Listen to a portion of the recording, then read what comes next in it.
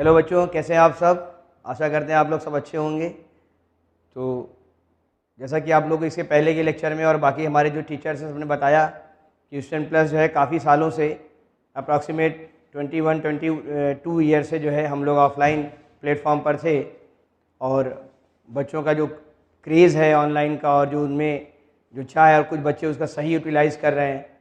तो इस साल से हम लोग जो है ऑनलाइन प्लेटफॉर्म पर आए हैं और ये कोशिश की जा रही है कि जो बच्चा जिस तरह से भी है ऑनलाइन ऑफलाइन या पर्सनली जिस तरह से भी हमसे जुड़ा हुआ है और जो टीचर हमारे यहाँ हैं या हम खुद हम जो टॉपिक पढ़ाएं और जो चीज़ें पढ़ाएं वो बच्चों को आ जाएं, जिससे वो बच्चे जो है आगे चल के उसका फ़ायदा उठाएं।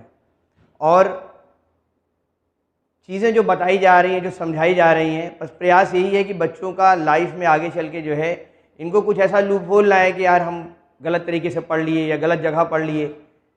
तो खैर काफ़ी लेक्चर हमारे क्लासेस के जो है और सब्जेक्ट्स के जो है टीचर्स हैं उनका लेक्चर जा रहा है स्टूडेंट प्लस ऑफिशियल वेबसाइट पर, और आप लोग उसको देखिए, सब्सक्राइब करिए, शेयर करिए और जो हमारे स्टूडेंट्स हैं और जो हमारे जानने वाले हैं उसका कोऑपरेट करिए, ठीक है। तो अभी हम लोग यहाँ पे टॉपिक जो ले रहे हैं वो क्लास 10th का केमिकल इक्वेशन एंड रिएक्शन है, उसके बारे में हम लोग डिस्कस करेंगे और उस चैप्टर को हम बिगनिंग से लेकर और फिर एंड तक लेके चलेंगे। उसका ये पहला लेक्चर है। तो लेसन दोस्तों क्या है आपका, chemical reaction and equation, chemical reaction and equation. तो सीधी सी बात है, उसके पहले सबसे पहले क्योंकि कुछ बच्चों का आज पहला लेक्चर है और कुछ बच्चे आफ्टर कोविड-19 के जो है कुछ बच्चे जो आए हैं 8th या 7th पास आउट होकर के 9th में पढ़े या 9th नहीं पढ़ पाए, तो उनके लिए एक चीज़ हम ये बता रहे हैं कि सबसे पहले हर चीज़ का एक माइंडसेट होता है हर सब्जेक्ट का, कि आप जब कोई चीज़ पढ़ रहे हो या क्लास में हो या कोई लेक्चर अटेंड कर रहे हो तो कहीं ना कहीं आपको खाली होना पड़ेगा। अगर आप ये सोच रहे हो कि हम सब चीज़ें साथ में ले लें और सबको साथ में लेके चलें तो नहीं हो पाएगा। भाई एक ग्लास में अगर पहले से दूध भरा हुआ है और उस ग्लास में जो है हम थम्स अप भी डाल दें, उस ग्लास में शहद भी डाल दें, तो अब वो किसी काम का नहीं रहेगा, ना उसमें शहद का टेस्ट रहेगा, ना दूध का रहेगा, ना थम्स अप का रहेगा।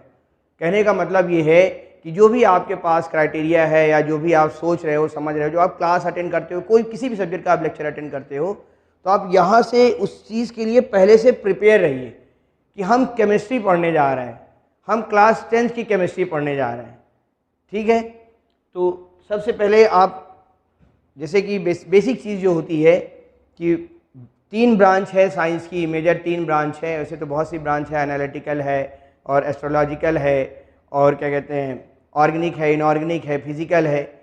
यहाँ पर अगर हम क्लास 10th स्टैंडर्ड के स्टूडेंट के बारे में बात करें तो फिजिक्स, केमिस्ट्री, बायो, अगर एक एक लाइन में इनको डिस्क्राइब करें तो फिजिक्स क्या है, form of energy, branch of the science in which we study the form of energy.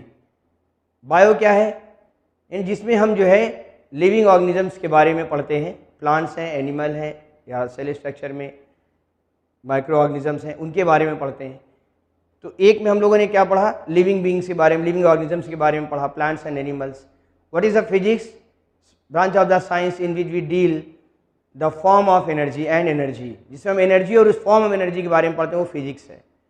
अभी यहाँ पे हम लोग केमिस्ट्री पढ़ने जा रहे हैं। केमिस्ट्री क्या है, उसकी डेफिनेशन क्या है, the scientific study of the structure of substance and what happens to them, the different condition or when we mix the each other is called chemistry।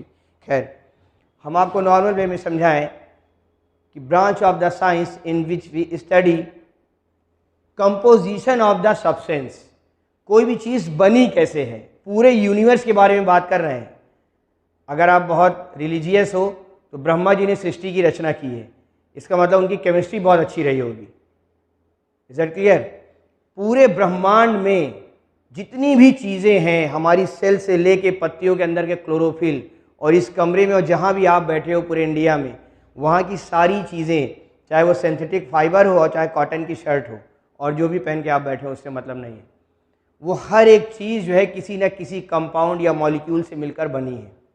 तो साइंस की ऐसी ब्रांच जिसमें हम क्या पढ़ते हैं, कोई भी चीज़ बनी कैसे है, कंपोजिशन ऑफ द सब्सटेंस, कोई भी चीज़ बनी कैसे है, फॉर्म कैसे है, वो अस्तित्व में कैसे आई है, एंड देयर प्रॉपर्टीज। जैसे हम बात करें ये हमारा क्या है, ग्लूकोज है।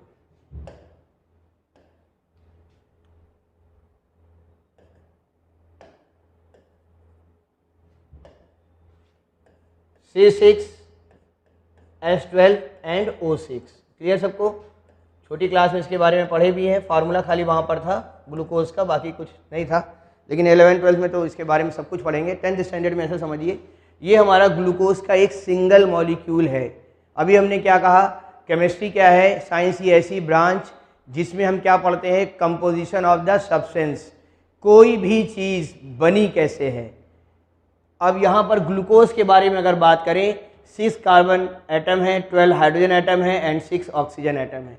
इनका जो रेशियो है वो 6:12:6 है। अगर सिंप्लीफाई करेंगे तो 1:2:1 आएगा। खैर, तो यहाँ पर जो है अगर ग्लूकोज आपको बनाना है तो कार्बन कितना होना चाहिए, 6 एटम। क्लियर है? हाइड्रोजन कितना होना चाहिए, 12, और ऑक्सीजन कितना होना चाहिए, 6। अगर ये नंबर ऑफ एटम चेंज हो गए तो कुछ और बन जाएगा, लेकिन ग्लूकोज नहीं बनेगा। यानी यूनिवर्स में जो यूनिक आइडेंटिटी है ग्लूकोज की वो क्या है, C6H12O6। क्लियर सबको? तो कोई भी चीज़ बनी कैसे है, कितना भी कंपाउंड होता है, बहुत इनफाइनाइट है, बहुत ज़्यादा कंपाउंड है। एलिमेंट तो लिमिटेड है, 118 एलिमेंट डिस्कवर हुए, लेकिन वो आपस में मिल करके जो फॉर्म करते हैं, केमिकल रिएक्शन करके जो नए नए कंपाउंड बनाते हैं, वो क्या है, अनलिमिटेड है। तो यहाँ पर क्या है, कोई भी चीज़ बनी कैसे है। अब जैसे ग्लूकोज यहाँ बन गया, क्लियर सबको? अब ग्लूकोज बनने के बाद इस ग्लूकोज की जो प्रॉपर्टीज़ हैं, क्योंकि ग्लूकोज खुद एक ऐसा कंपाउंड है जो यूनिक आइडेंटिटी है, वो सबसे अलग है। अब इसकी प्रॉपर्टीज़ भी क्या होंगी, अलग होंगी। उसके बाद देयर मिसेलेनियस रिएक्शन। तो 3 चीज़ों को जहाँ पढ़ते हैं वो केमिस्ट्री है। क्या है? कंपोजिशन ऑफ द सब्सटेंस, पदार्थ का संगठन, दूसरा इट्स प्रॉपर्टीज, उसके गुण, और तीसरा देयर मिसेलेनियस रिएक्शन, उनकी अन्योन अभिक्रियाएं। तो ऐसे याद कर लीजिए, क्लास 10 की केमिस्ट्री की बुक का ये पहला सेगमेंट है कि स्टूडेंट माइंडसेट कर ले कि केमिस्ट्री है क्या, कि branch of the science in which we study composition of the substance, its properties and their miscellaneous reaction. यानी विज्ञान की वह शाखा जिसमें हम किसी पदार्थ के संगठन कंपोजिशन, उसकी प्रॉपर्टीज और उसकी मिसेलेनियस रिएक्शन के बारे में पढ़ते हैं दोस्तों। उसे हम लोग क्या कहते हैं, केमिस्ट्री कहते हैं, रसायन विज्ञान कहते हैं। ठीक है? अब इसमें क्लास 10th में पहला टॉपिक हमारा क्या चलेगा, केमिकल रिएक्शन। अभी अगर इसकी डेफिनेशन आप देखें, in a chemical reaction any substance form which completely different in properties from the original substance, so in a chemical reaction a chemical change takes place only a rearrangement of the atoms. ऐसी कोई chemical reaction जिसमें 2 और more than 2 substances convert हो जाते हैं new substances में, और उनकी प्रॉपर्टीज़ भी क्या होती हैं, चेंज हो जाती हैं। यानी केमिकल रिएक्शन हम किसको कहेंगे, जिसमें 2 और more than 2 substances are converted into new substances with different properties. यानी ऐसा एक फिनोमेनन, ऐसी एक घटना जिसमें 2 या 2 से ज़्यादा पदार्थ या सब्सटेंसेस एक नए सब्सटेंस में बदल जाते हैं, और बदलने के बाद जो नया सब्सटेंस बनता है उसकी प्रॉपर्टीज़ भी क्या होती हैं, चेंज हो जाती हैं। जैसे अगर हम बात करें, अगर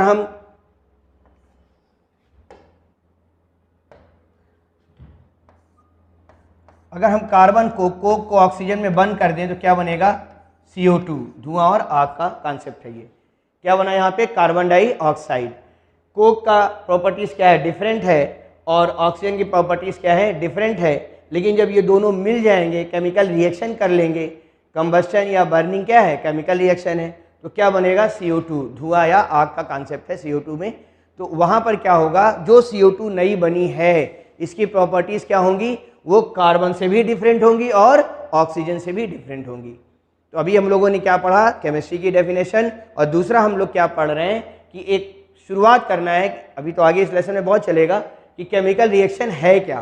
तो कह रहे हैं कि ऐसा फिनोमेनन, ऐसी रिएक्शन या ऐसा प्रोसेस जिसमें 2 और more than 2 substances are converted into new substances. अब उसमें एक आगे और जोड़ देंगे, विथ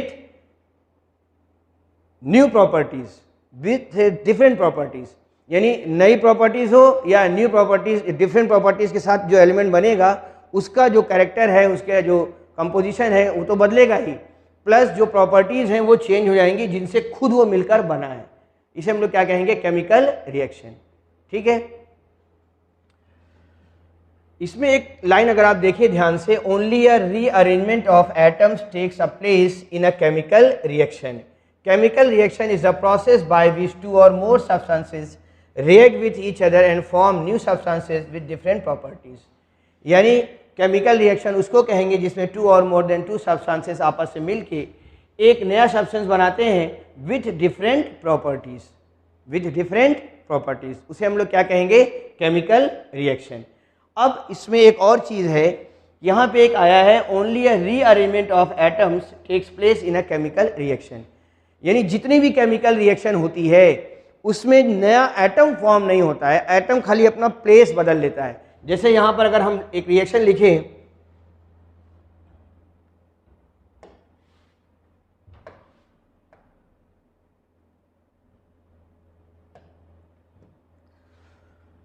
ये हमारा क्या है?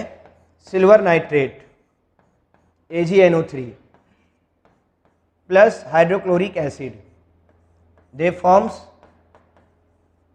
silver chloride, white precipitate and nitric acid।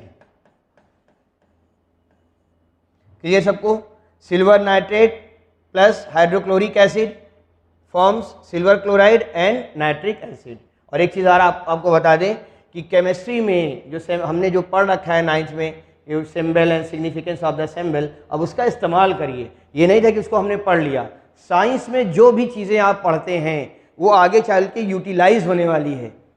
हमने हिस्ट्री ज्योग्राफी जो पढ़ा वो चीज़ें एज इट इज़ रहेंगी, लेकिन साइंस में चीज़ें क्या होती हैं? अपग्रेड हो जाती हैं। 9th और 10th में उसका इंट्रोडक्शन दिया जाएगा। अब वहाँ पे पढ़ाएगा कि सिंबल क्या होते हैं, कि एब्रीवेशन फॉर्म होता है, easy to study, write to study. ठीक है, easy to study, easy to write, कि किसी ऑक्सीजन को पूरा OXYGEN लिखने से हम O लिख देंगे, तो ये सिंबॉलिक फॉर्म में होती हैं। दूसरा ये है कि जब आप केमिकल रिएक्शन लिखते हैं तो उसका एक तरीका होता है, आप प्रोनाउंशिएट करेंगे लैंग्वेज में। मैंने इसको क्या पढ़ा? सिल्वर नाइट्रेट, मैं चाहता तो इसको पढ़ता AgNO3, वो गलत मेथड है। तो आपको अभी के लिए बता दें क्योंकि आगे आपको बहुत पढ़ना है। जो बच्चे अभी रिसेंटली आए हैं या पहली क्लास है ही है इसकी, ठीक है, तो आप इस चीज़ को अच्छी तरीके से समझ लीजिए कि हम मुंह से प्रोनाउंशिएट क्या करेंगे? हम करेंगे AgNO3 नहीं, हम इसको पढ़ेंगे सिल्वर नाइट्रेट। क्या पढ़ेंगे? Silver nitrate react with hydrochloric acid and forms or gives AgCl plus HO3 नहीं, silver chloride plus nitric acid. तो ये केमिस्ट्री लिखने का तरीका होता है कि आप लिखेंगे सिंबॉलिक फॉर्म में और प्रोनाउंशिएट करेंगे क्या? उसको प्रोनाउंशिएट करेंगे लैंग्वेज में। सिल्वर नाइट्रेट, में क्या बोला? सिल्वर नाइट्रेट, जबकि ये क्या है? AgNO3। Silver nitrate react with hydrochloric acid and forms silver chloride and nitric acid. ठीक है, तो ये तरीका होता है लिखने का। आज के बाद लाइफ में जब भी केमिस्ट्री लिखेंगे या केमिकल इक्वेशन लिखेंगे तो हम लोग क्या करेंगे? प्रोनाउंशिएट करेंगे उसको लैंग्वेज में और लिखेंगे उसको सिंबॉलिक फॉर्म में। ठीक है, तो यहाँ पर क्या है कि केमिकल रिएक्शन किसे कहते हैं? कि ऐसे रिएक्शन जिसमें दो या दो से ज़्यादा सब्सटेंसेस या मॉलिक्यूल आपस में रिएक्ट करते हैं और फिर न्यू सब्सटेंस फॉर्म करते हैं, और जो बनता है नया सब्सटेंस की प्रॉपर्टीज़ क्या होती हैं? अपने कॉन्स्टिट्यूएंट पार्ट से, अपने अवयवी तत्वों से क्या होती हैं? डिफरेंट होती हैं। क्लियर सबको? तो अभी दो चीज़ें आप लोगों ने पढ़ा कि केमिस्ट्री क्या है? Branch of the science in which we deal the composition of the substances, its properties and their miscellaneous reaction. पदार्थ का संगठन, उसका गुण और अन्य अभिक्रियाओं का जहाँ पे हम लोग स्टडी करते हैं, अध्ययन करते हैं, उसे हम लोग क्या कहेंगे? केमिस्ट्री। उसमें क्लास 10 का पहला चैप्टर का पहला टॉपिक क्या है आपका? Chemical reaction. कि केमिकल रिएक्शन होती क्या है? तो कह रहे हैं टू और मोर देन टू सब्सटेंसेस और एटम्स और मॉलिक्यूल्स होंगे और वो आपस में क्या करते हैं? नया सब्सटेंस फॉर्म करते हैं रिएक्ट करके, और जो नया सब्सटेंस बनेगा उसकी प्रॉपर्टीज अपने कॉन्स्टिट्यूएंट पार्ट से क्या होंगी? डिफरेंट होंगी। क्लियर ये चीज़? स्क्रीनशॉट ले लीजिएगा, बाकी ये आप ऐप में आपके पास रहेगा। आप अगर चैनल पे सब्सक्राइब करते हैं और चैनल पे रहते हैं, अगर आप शॉर्ट नोट्स बनाना चाहते हैं चाहे लाइव क्लास में और चाहे बाद में वीडियो से, तो यकीन मानिए इसको जो लाइनें हैं यहाँ पर उनको बहुत कॉम्पैक्ट करके और बच्चों के समझने लायक बनाए गए हैं, और एग्जाम्पल वही चुने गए हैं और बार बार रिपीट करते हैं एग्जाम्पल, ताकि बच्चों को कम से कम एग्जाम्पल में समझ में आ जाए। फिर उसके बाद जो है जब आप 11th-12th में आएंगे तो यही चीज़ें आपको एक्सीड करके मिलेंगी।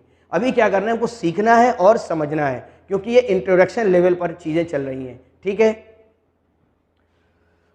तो इसको आप बाद में जो है वीडियो से या तो स्क्रीनशॉट लेकर के बाद में आप शॉर्ट नोट्स भी बना सकते हैं। और जितनी भी हमारी क्लासेस चलेंगी वो सारी क्लासेस एक प्रॉपर वे में होंगी, टॉपिक वाइज होंगी, उसका बिगिनिंग और एंड आपको पता होगा। और सब जगह की तरह नहीं कि हमने कोई टॉपिक लिया और बच्चों ने उसको सर्च किया और वीडियो देखा फिर कहीं और उनका दिमाग चला गया। नहीं, जो बच्चा हमारे साथ जुड़ा है या हमारे चैनल को सब्सक्राइब कर रहा है, उन सारे बच्चों को हम बता दें कि हमारे और बाकी प्लेटफॉर्म में सिर्फ एक फ़र्क है कि हम जो भी सीक्वेंस लेंगे उसको एक प्रॉपर वे में जो है सिस्टमेटिक ढंग से लेके चलेंगे हम।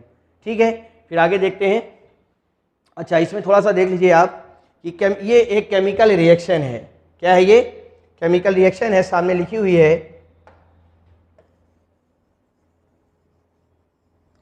इस केमिकल रिएक्शन में बच्चों अगर आप देखिए ध्यान से तो सिल्वर नाइट्रेट लिखा हुआ है और हाइड्रोक्लोरिक एसिड है और सिल्वर क्लोराइड है और नाइट्रिक एसिड है। जो बच्चे 9th और 10th स्टैंडर्ड के स्टूडेंट हैं और जिनके सिलेबस में ये टॉपिक है बेसिकली 9th और 10th में, उन बच्चों को मैं एक और नोटिस देना चाहता हूँ। जैसे अभी हमने क्या बताया कि केमिकल रिएक्शन को प्रोनाउंशिएट करेंगे लैंग्वेज में और लिखेंगे सिंबॉलिक फॉर्म में। एक ये याद रखना, ये कहीं आएगा नहीं लेकिन तुम्हारे समझने और तुम्हारे फ्यूचर के लिए बता रहे हैं। दूसरा एक बच्चों एक चीज़ ये याद रखना कि केमिस्ट्री में जब भी कोई कंपाउंड आता है जिसको आप पहली बार पढ़ते हो और अगर उस कंपाउंड को प्रोनाउंशिएट नहीं कर पा रहे, उसका नाम नहीं मालूम, तो उसको नीचे छोटा छोटा क्या कर दिया करो, लिख लिया करो। ये मैं जिनसे पढ़ता था हमारे सर ने हमको बोला था कि जब तक किसी कंपाउंड का नाम आपको मालूम न रहे, बेसिकली 9th और 10th स्टैंडर्ड का स्टूडेंट, तो उस कंपाउंड के नीचे नोट्स बनाते समय उसका नाम लिख लिया करो। और कंपाउंड को हम लोग क्या करेंगे, प्रोनाउंशिएट करेंगे और लिखेंगे कैसे, सिंबॉलिक फॉर्म में। क्लियर ये चीज़? तो यहाँ पे silver nitrate react with hydrochloric acid, इस एरो को हम लोग क्या पढ़ते हैं, यानी इज इक्वल टू को रिप्रेजेंटेड बाय एन एरो, इसको पढ़ते हैं गिब्स। क्या पढ़ेंगे, Gibbs. Silver nitrate and hydrochloric acid react with each other and gives silver chloride and nitric acid. Clear सबको? तो इस रिएक्ट पहली बार अगर कोई लड़के पढ़े जो 9-10 के, समझ लें कि यहाँ पे सिल्वर नाइट्रेट और हाइड्रोक्लोरिक एसिड क्या बना रहे हैं, सिल्वर क्लोराइड और नाइट्रिक एसिड। अब इसको कैसे प्रोनाउंशिएट करेंगे, silver nitrate and hydrochloric acid react with each other and they forms or gives silver chloride and nitric acid। अब इस चीज़ को खुद को समझने के लिए कैसे एक्सप्लेन करेंगे, जरा ध्यान दीजिए। जो चीज़ आप किसी भी केमिकल रिएक्शन के लिए लेते हैं, substance which takes a part in chemical reaction, कि किसी भी केमिकल रिएक्शन में जो सब्सटेंस पार्टिसिपेट करता है, जो सब्सटेंस हम लेते हैं केमिकल रिएक्शन के लिए, उसको हम लोग क्या बोलेंगे, रिएक्टेंट। एक वर्ड में याद करना हो, substance which takes a part in a chemical reaction, कि किसी भी केमिकल रिएक्शन में जो भी पदार्थ, जो भी सब्सटेंस केमिकल रिएक्शन में पार्टिसिपेट करेगा इनिशियल स्टेट में, अभी तो शुरुआत किया है, आगे क्या बनेगा और प्रोडक्शन में क्या होगा, प्रोडक्ट की तरफ रिएक्शन जाएगी कि नहीं जाएगी, एंडोथर्मिक है क्या एक्सोथर्मिक है, हीट लगेगी कि हीट निकलेगी, रिएक्शन का टाइप क्या है, उससे कोई मतलब नहीं है। अभी हम क्या कह रहे हैं, substance which takes a part in chemical reaction, जो किसी भी रासायनिक अभिक्रिया में जो सब्सटेंस पार्टिसिपेट करते हैं दोस्तों, उन्हें हम लोग क्या कहेंगे, रिएक्टेंट। और मोर देन वन है तो हम लोग क्या लिख देंगे, रिएक्टेंट्स। उसको लिखने का एक तरीका होता है, उसके ब्रैकेट में हम एस लगा देते हैं तो वो अंडरस्टूड होता है, या तो वो प्लूरल फॉर्म में है और या तो वो सिंगुलर फॉर्म में है। तो जैसे यहाँ पे दो है तो क्या लिखेंगे, रिएक्टेंट, और ब्रैकेट में क्या लिख देंगे, एस। ये तरीका होता है। क्लियर सबको? Substance which takes a part, अब यहाँ पर तो प्रोडक्ट है, पार्ट रिएक्शन में पार्टिसिपेट कौन कर रहा है, AgNO3 प्लस HCl, ये रिजल्ट है। रिजल्ट पे आप मत जाइए, अगर आप इस अपनी डेफिनेशन इससे आप जोड़ते हैं तो क्या है, substance which takes a part in a chemical reaction, तो यहाँ पार्टिसिपेट कौन कर रहा है, सिल्वर नाइट्रेट और हाइड्रोक्लोरिक एसिड, तो दे आर कॉल्ड रिएक्टेंट और रिएक्टेंट्स, अगर मोर देन वन है तो। क्लियर सबको? रिएक्टेंट्स फॉर्म्स प्रोडक्ट्स, रिएक्टेंट क्या बनाते हैं, प्रोडक्ट। अब इसमें एक लाइन और क्या जोड़ेंगे, बाय केमिकल रिएक्शन, कि जो रिएक्टेंट होते हैं, जो अभिकारक होते हैं, वो क्या बनाते हैं, उत्पाद बनाएंगे, रिजल्टेंट देंगे, कोई उसमें फल मिलेगा, कोई प्रोडक्ट बनेगा। उस प्रोडक्ट, उसका हम कैसे तीनों को एक साथ जोड़ेंगे, रिएक्टेंट्स गिव्स प्रोडक्ट्स और reactants forms product by chemical reaction, यानी इनके बीच में केमिकल रिएक्शन होगी और reactants are converted into products. अब उसमें अपनी पुरानी डेफिनेशन जोड़ दो, ओनली रीअरेंजमेंट ऑफ एटम्स, कोई नया एटम फॉर्म नहीं होएगा। क्या बनेगा, सिल्वर यहीं रहा, उसके साथ कौन जुड़ गया, क्लोराइड आयन, और हाइड्रोजन के साथ कौन आ गया, नाइट्रेट रेडिकल। यानी जो केमिकल रिएक्शन होती है उसमें एटम अपना प्लेस चेंज करते हैं।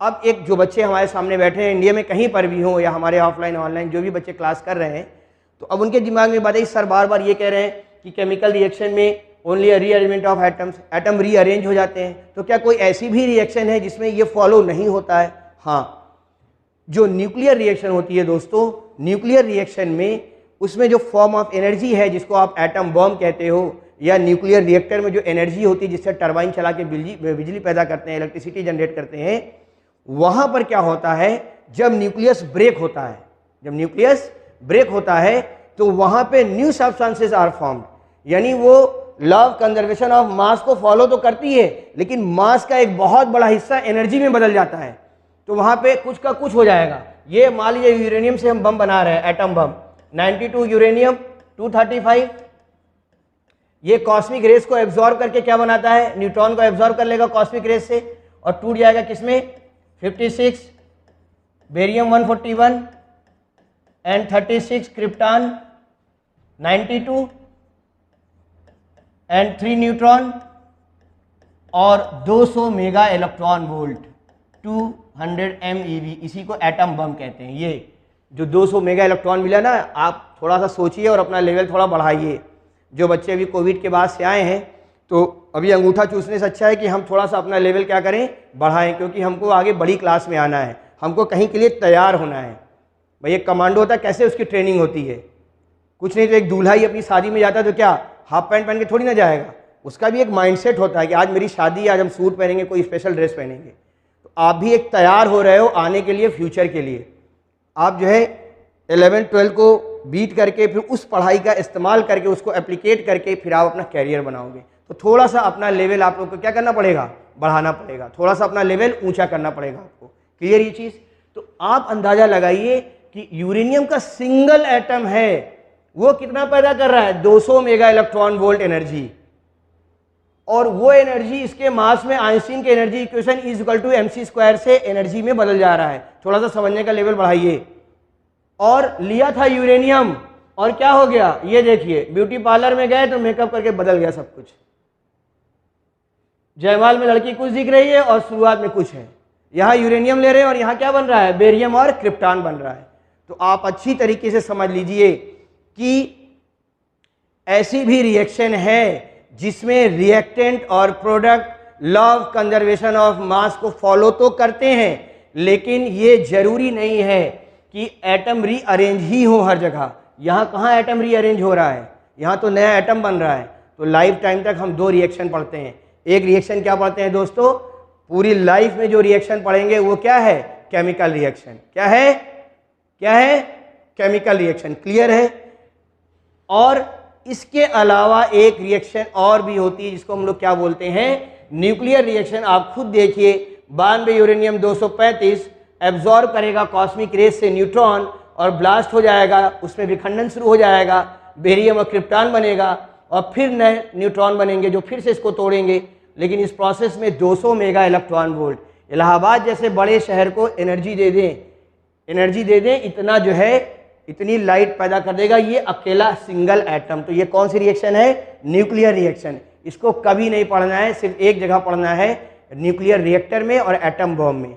पूरी लाइफ टाइम तक 9, 10 और फर्दर उससे आगे भी हम लोगों को खाली क्या पढ़ना है, हम लोग को खाली क्या पढ़ना है, केमिकल रिएक्शन। तो ये केमिकल रिएक्शन जो है इसमें ये अप्लाई होगा only A rearrangement of atom, लेकिन न्यूक्लियर रिएक्शन में न्यूक्लियर रिएक्शन में अप्लाई नहीं होएगा। ये क्या है दोस्तों, आपका न्यूक्लियर रिएक्शन। ठीक है, न्यूक्लियर रिएक्शन में ये वाली लाइन अप्लाई नहीं होगी, only a rearrangement of atom takes place in a chemical reaction. यहाँ पे आपने क्या लिखा है, केमिकल रिएक्शन। अगर मैं यहाँ पे न्यूक्लियर रिएक्शन लिखता तो यहाँ पर ये रीअरेंजमेंट ऑफ एटम वर्ड ना लिखते। तो लाइफ में जितनी भी रिएक्शन आप पढ़ोगे, 9th में, 10th में, 11th में, 12th में, उसके आगे फर्दर बीएससी में या कंपटीशन में, तो आप हमेशा माइंडसेट रहना कि हम क्या पढ़ रहे हैं, केमिकल रिएक्शन पढ़ रहे हैं। हाँ, इसके अलावा क्या और भी रिएक्शन होती है? हाँ होती है। एक रिएक्शन होती है नाभिकीय अभिक्रिया, जिसमें न्यूक्लियस टूट जाता है और नए नए एलिमेंट, नए नए एटम फॉर्म होते हैं। तो फिर कहोगे सर ये फिर law of conservation of mass को फॉलो क्यों नहीं कर रहा है? वो इसलिए नहीं कर रहा है, जो आइंस्टीन ने एनर्जी इक्वेशन दिया था E=mc², E=mc² कि मास को एनर्जी में और एनर्जी को मास में बदला जा सकता है। वो न्यूक्लियर रिएक्शन में अप्लाई होगा, वही एनर्जी इसके मास को क्या कर देगी, कम कर देती है। क्लियर सबको? तो अब इस चीज़ को अच्छी तरीके से समझ लीजिए कि जो सब्सटेंस आपस में रिएक्ट करेंगे वो क्या कहलाएंगे, रिएक्टेंट। मोर देन वन हुए तो क्या होंगे, रिएक्टेंट्स। और इज इक्वल टू बोलेंगे, अदरवाइज बोलेंगे गिब्स। क्या बोलेंगे, गिब्स।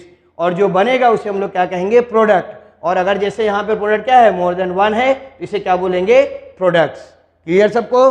Reactant, gives, product. अब उसमें एक वर्ड अपनी तरफ से जोड़ दो, by chemical reaction. Reactants substance which take a part in chemical reaction, जो केमिकल रिएक्शन में पार्टिसिपेट करेगा दोस्तों उसे क्या कहेंगे, रिएक्टेंट्स। क्लियर है? रिएक्टेंट्स फॉर्म्स प्रोडक्ट, एक वर्ड और जोड़ो, बाय केमिकल रिएक्शन। ठीक, लिखने का तरीका क्या है, लिखेंगे सिंबॉलिक फॉर्म में, सिग्निफिकेंस में, और बोलेंगे प्रोनाउंशिएट क्या करेंगे, लैंग्वेज में। क्लियर ये चीज़? तो जो रासायनिक अभिक्रिया में कोई भी केमिकल रिएक्शन है, जो उसमें रिएक्टेंट पार्टिसिपेट करेंगे, उससे जो भी सब्सटेंस पार्टिसिपेट करेगा उसको हम क्या बोलेंगे, रिएक्टेंट। और जो बनेगा उसे क्या कहेंगे, प्रोडक्ट, यानी अभिकारक और उत्पाद। और इस एरो को या तो इज इक्वल टू बोलिए, सही है। क्यों? क्योंकि जो भी केमिकल रिएक्शन होती है वो law of conservation of mass को फॉलो करती है। कोई माई का लाल ना तो मास को पैदा कर सकता है और ना उसको डिस्ट्रॉय कर सकता है। Neither can be created not be destroyed. Clear सबको? तो जितनी भी केमिकल रिएक्शन आप पढ़ोगे लाइफ टाइम तक, स्टूडेंट लाइफ में, वो सब law of conservation of mass को क्या करेंगी, फॉलो करेंगी। क्लियर है? अब आगे चलते हैं। रिएक्टेंट एंड प्रोडक्ट्स, अभिकारक और उत्पाद, इसके बारे में भी हम लोगों ने बात किया कि किसी भी केमिकल रिएक्शन में जो सब्सटेंस क्या करेगा, take a part in a chemical reaction. किसी भी केमिकल रिएक्शन में जो सब्सटेंस पार्टिसिपेट करते हैं उन्हें हम लोग क्या कहेंगे, रिएक्टेंट्स। क्या कहेंगे दोस्तों, रिएक्टेंट्स कहेंगे। बहुत आसान है, किसी चीज़ को ऐसी जिद पकड़ लेना, लोग समझाते हैं ऐसी जिद पकड़ लो समझ में आ जाए। तुम ऐसी जिद पकड़ लो समझ में ना आए, कि हम समझना ही नहीं चाहते हैं, वो बहुत गलत मेथड है। कि आप दिमाग को ऐसा बना के रखे हो अपने आप को और अपने आसपास की चीज़ों को कि चीज़ें आ ही नहीं रही। बहुत आसान है चीज़ें, उनको थोड़ा सा मेडिटेशन करना पड़ता है, सोचना पड़ता है।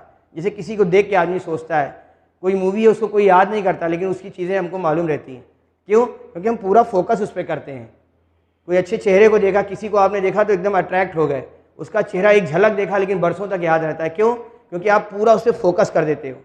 ऐसे पढ़ाई है कि आप जब पढ़ते हो तो सब चीज़ें भूल के अगर आप और टॉपिक पे आते हो तो आप क्या करते हो, उसको फोकस करिए तो आपको चीज़ें आ जाएंगी। बहुत आसान है चीज़ें, वैज्ञानिकों ने सारे एक्सपेरिमेंट कर लिए हैं, लोगों को बता दिया है। आपको क्या करना है, बस एकदम पका पकाया चीज़, यानी आपको दूध नहीं पीना है, आपको दूध की मलाई नहीं खाना है, मलाई के ऊपर जो घी है उसको चाटना है, समझ लीजिए। ऐसा है कि चीज़ें जो है आसान है आप लोगों के लिए, लेकिन आप उसको समझिए कि आपको आ जाए, उसके लिए आपको माइंड सेट होकर बैठना पड़ेगा। ठीक है? तो substance which take a part in chemical reaction are called reactants, अभी हमने बताया। और जो नया सब्सटेंस बनेगा उसे हम लोग क्या कहेंगे, प्रोडक्ट। अगर इसको, इस लाइन को या इस फॉर्मेट को अगर आप इसके पहले वाले उसमें देखें पेज में, तो यहाँ पे AgNO3 क्या है हमारा, बार बार नहीं लिखेंगे। सिल्वर नाइट्रेट और हाइड्रोक्लोरिक एसिड क्या है, रिएक्टेंट, अभिकारक। और ये क्या बना रहे हैं, सिल्वर क्लोराइड और नाइट्रिक एसिड। अब यहाँ पर क्या हो रहा है, इनके बीच में जो एटम अपना प्लेस चेंज कर रहे हैं उसको आप डेफिनेशन में बोल दो कि रीअरेंजमेंट ऑफ एटम्स, उसे ही केमिकल रिएक्शन कहते हैं। क्या कहते हैं, केमिकल रिएक्शन। तो केमिकल रिएक्शन की डेफिनेशन में अगर कोई लड़का ये भी लिख दे कि एक ऐसा प्रोसेस जिसमें एटम अपना प्लेस बदल कर नया सब्सटेंस बनाते हैं, तब भी सही है वो। अब कोई बच्चा ये कहे कि क्या इस रिएक्शन के अलावा और भी रिएक्शन होती है, हाँ, न्यूक्लियर रिएक्शन, जो इसको फॉलो नहीं करती हैं। ठीक है? अब अगर यहाँ पर जैसे काउंट करेंगे तो सिल्वर क्या है, सिंगल एटम, यहाँ भी सिल्वर क्या है, सिंगल एटम। क्लोरीन क्या है, 1 एटम, यहाँ भी क्या है, 1 एटम। नाइट्रेट रेडिकल क्या है, सिंगल, यहाँ भी क्या है, सिंगल। हाइड्रोजन 1 है और 1 है, यानी LHS is equal to RHS।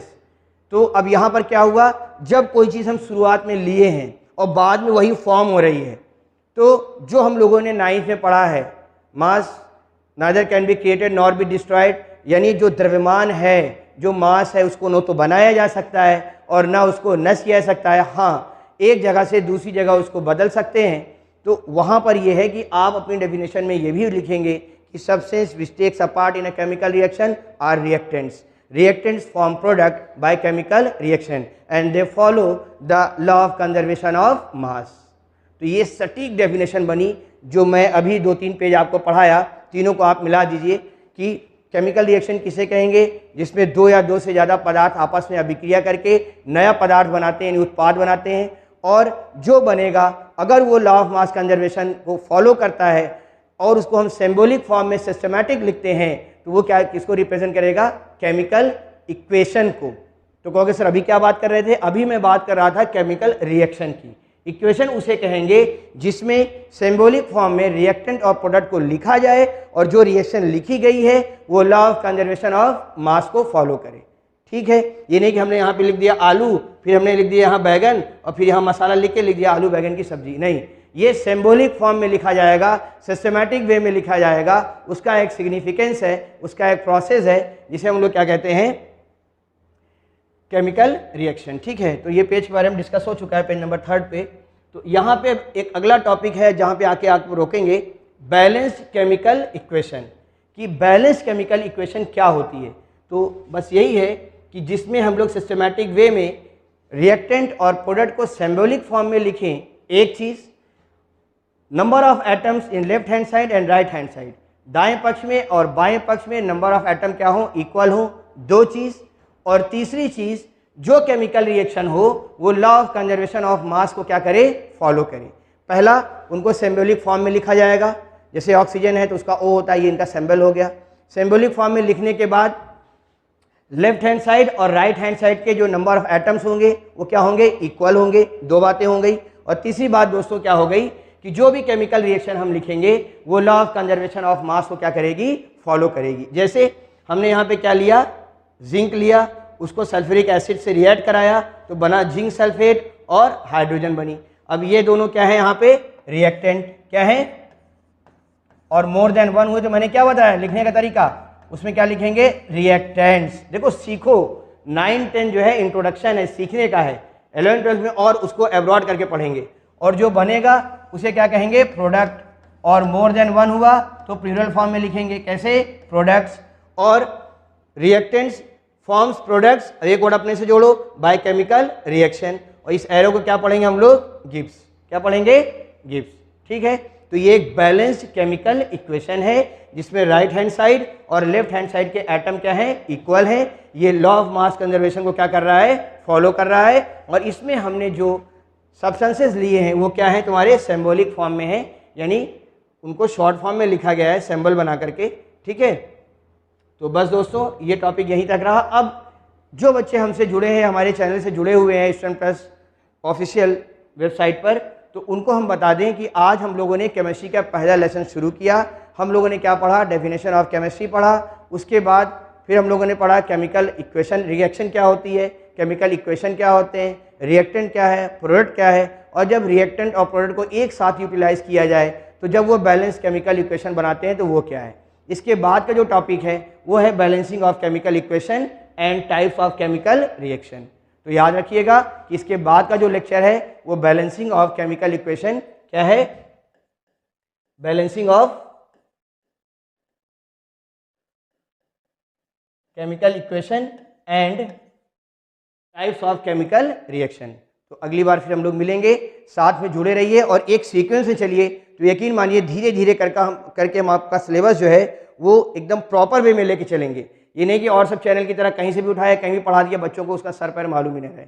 आप हमारे साथ जुड़ेंगे तो हमको आपको हमारा बिगनिंग भी मालूम रहेगा, एंड भी मालूम रहेगा, और चैप्टर एक सीक्वेंस में चलेगा। मेरा ही सब्जेक्ट नहीं, जो भी हमारी टीम काम कर रही है वो प्रॉपर वे में एक पढ़ा रही है। अगर आप जुड़ते हैं, खाली हमारे चैनल से ही जुड़ करके आपको सिलेबस को पूरा कवर करने का मौका मिलेगा। थैंक यू देखने के लिए, सब्सक्राइब करिए और हमारे साथ जुड़े रहिए। Thank you.